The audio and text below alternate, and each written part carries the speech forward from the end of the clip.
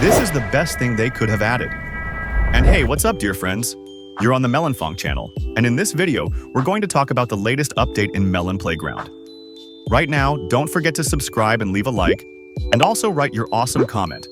It's not hard for you, and it will make me really happy if you actually do it. Well, I won't waste your time anymore, and I wish you a pleasant viewing. Dear friends, enough time has already passed for us to fully evaluate update 33.6 in Melon Playground. And actually, there was much more good in this update than bad. Therefore, I suggest that we first still discuss the minuses of this update. There aren't that many of them, but still they exist, and I noticed them simply while playing Melon Playground. The first minus that I personally noticed for myself is optimization. Every time we all complain about optimization in Melon Playground, but it's as if it doesn't get better. And at the same time, I see that the developers are trying very hard. Yes, indeed, they always fix the bugs that appear. Some they, of course, leave, but mostly these bugs really get removed. They work on optimization, remove a huge number of errors, but still these bugs become more and more. And the first reason why these bugs appear and why this optimization is so bad is, first of all, the engine, which is outdated, and secondly, the game's written code is also outdated. Because the more you write it, the harder it is to find an error that was at the very beginning. And this creates big problems because of mistakes that were made in the earliest versions of the game. How to fix this? Honestly, I don't know. For me, the most logical and correct option is simply to rewrite everything from scratch and correctly. But even here, there is no guarantee that you will do everything perfectly, because you will still make some mistakes. And most likely, the correct option will be to do everything on a new engine, but when it will appear is still unknown. I hope that in the next couple of years, the engine will be updated and everything will become much better. We'll live and see. The next minus of this update I would give to the homing rocket. You may ask me why. First, in my opinion, the item is as uninteresting as possible. By its idea, it is cool, but by its implementation, it turned out sad, because essentially it works like a regular rocket. The rocket that flies out of the launcher actually cannot lock onto an object, or it does it very poorly and very slowly. So while you aim, while it actually changes trajectory, in the end, the rocket just flies straight. It doesn't have time to lock onto the object, and the object doesn't have time to move. And if it does, then the rocket flies past this object. It sounds complicated, of course, but the people who at least once use this item understand what I'm talking about. And it is really very strange, although the idea is cool. If they refine it, it won't be considered a minus, but for me at this stage, it is one of the most disappointing items, even though on paper it sounded very cool. And that's where the minuses of this update end. And next, we will move on to the pluses. There are a lot of them. The pluses, with a small stretch, I would even say with a small minus, I would assign to the highway map.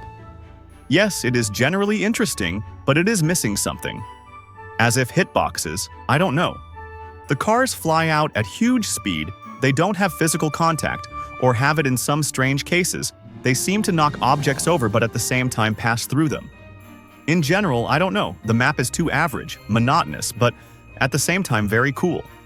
I can't explain it. The animations are cool, the idea is cool too, but the implementation has some questions that I honestly don't like. Here you can argue with me, but I would actually add to this map the ability to adjust settings. So you could regulate the number of cars, or regulate the contact of these cars. In general, the map lacks regulation settings, but overall it is quite interesting. Therefore, a plus with a small minus. The next item that I would put as a plus with a huge minus is the Tesla coil. Well, let's think ourselves, what can this item do? Really almost nothing, it's like decorative. And if not for its cool visual effect, I would definitely put it in the minus. So really, visually it's cool and nothing more, so there's not even much to say about it. A plus with a minus, a pretty average item. I think you fully agree with me here. The same plus with a small minus I would give to the elemental melee weapons. They got boring pretty quickly, and the optimization is very bad, because when there are too many weapons they disappear with a delay, and the effect of disappearing and appearing is very strange, as if some cheap animation from old versions of Sony Vegas or old versions of Adobe. Overall, everything is very cool, the idea is cool, but the implementation somewhere personally doesn't appeal to me. I see it differently. What do you think? Write in the comments. The next plus, which is truly a plus without flaws, is the head crab hat. Well, really a cool item, with some mystery, with some idea, with a great implementation, and I really have no complaints about it. I think you were definitely satisfied. We found many bugs with this hat, and really, it's a cool casual addition that everyone appreciated and everyone really liked it, including me. I think you were definitely happy when you first saw the head crab. A cool reference to Half-Life. The next plus is the letter gun. I don't know what the developers were smoking this time, but their ideas are so mixed and diverse, but at the same time really ones that surprised me. A letter gun, a head crab. What could be better? Really, a weapon that shoots letters? That's genius. I don't know if they came up with it themselves or found a reference somewhere, but I've never seen anything like this before. A cool, fun, unusual idea.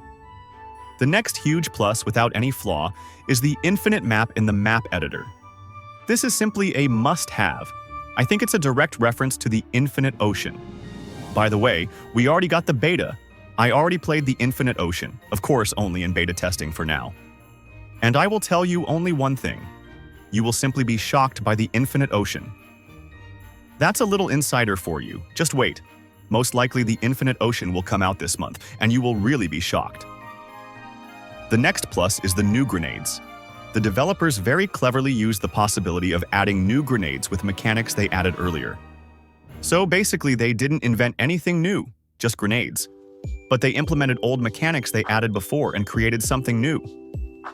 The only thing is that I really liked the bouncy grenade, but honestly it is pretty average.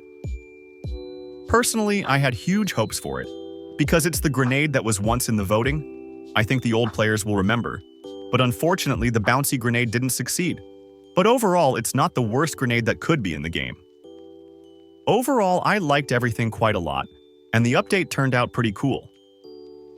Really, the pluses are much more than the minuses, and this is visible in the views, and visible in how you evaluate these updates, in your reaction. You really enjoy such casual updates, and honestly, so do I. Because a huge number of different mechanics added to the game are simply not needed. But overall they exist, and that's also cool. Developers, if you are watching this video, you are doing a great job. You really work hard on the project, and that really attracts me. That's the only reason I still stay in this game.